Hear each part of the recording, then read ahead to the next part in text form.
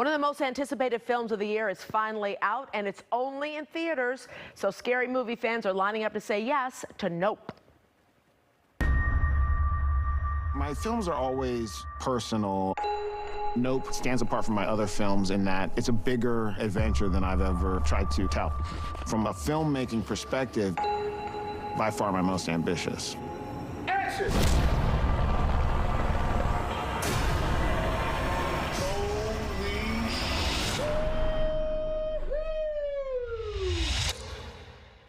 What's a bad miracle?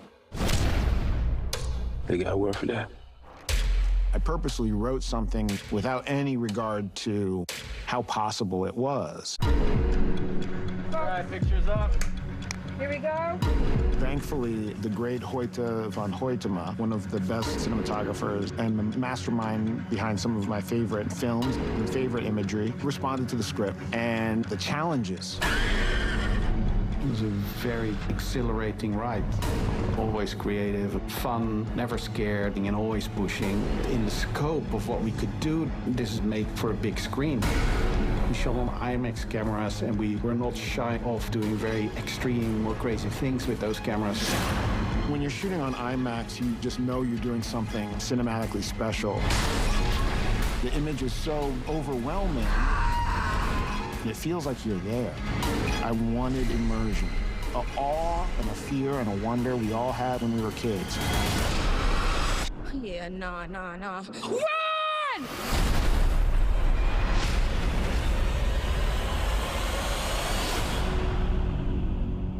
That's a lot going on there.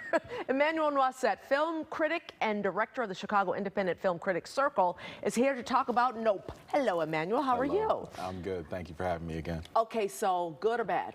Oh, it's good. It's good. You will say yup to Nope. You will. You know, but I do have to kind of caution people. It's not Get Out. Okay. You know, his first film. Right. It's not like his first film. And I know sometimes people want to go in and say, hey, I really love this, so it's got to be the same here. But Nope is slightly different. What about Us? Because Us was his second one. Us was definitely his second one, and it was slightly different from Get Out. Right. You know, Us tried to be a slasher film, but one thing that's common with Jordan Peele is he always wants to start with a certain theme. He wants to start with a social commentary in a sense. Right. So Get Out was talking about the racial differences and things like that. Us wanted to talk about class and privilege under the guise of a slasher. And this movie, Nope, while on the surface it looks like, you know, a horror UFO movie or whatever, it's actually a commentary on humanity and our, I guess, fascination with spectacle. So the way that we like to chase after, you know, likes, views, clicks, attention. Social media. Yeah, all of that. So, you know, again, people are going to go into this thinking like, okay, I'm about to watch a crazy alien type movie. Maybe they're aliens, maybe there aren't.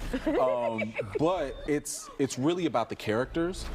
He does slide in a little bit of, I would say, Black legacy and history in there as well, because as I mentioned about spectacle, unfortunately, there have been Black accomplishments in history that don't get the attention and they get overlooked. So one of the stories in this movie talks about that. It's connected to the main characters, Keke Palmer and Daniel Kaluuya. So Who was in Get Out. Yes, look, Peele and Daniel definitely have a connection going on. I would say almost like Spike Lee and you know, Delroy Lindo. Right. You know, so or Lawrence Fishburne, or or even Denzel. Yeah, you like Denzel a lot for sure. Too. The connection they have is undeniable. Kaluuya is fantastic in this, so is Keke as well.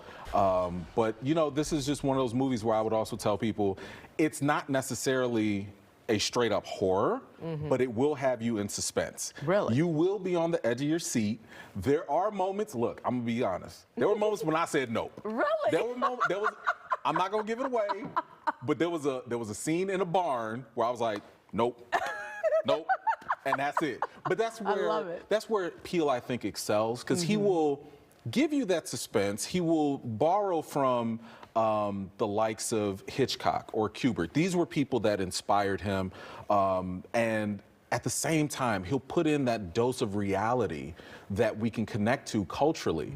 You know, because let's be honest, in a lot of horror movies, when black folks are not dying first, you know, we're not always acting the way we probably would. If we see some crazy stuff going on, we're not trying to go investigate. We're out of here. We're out of here. You know, so I love Nope.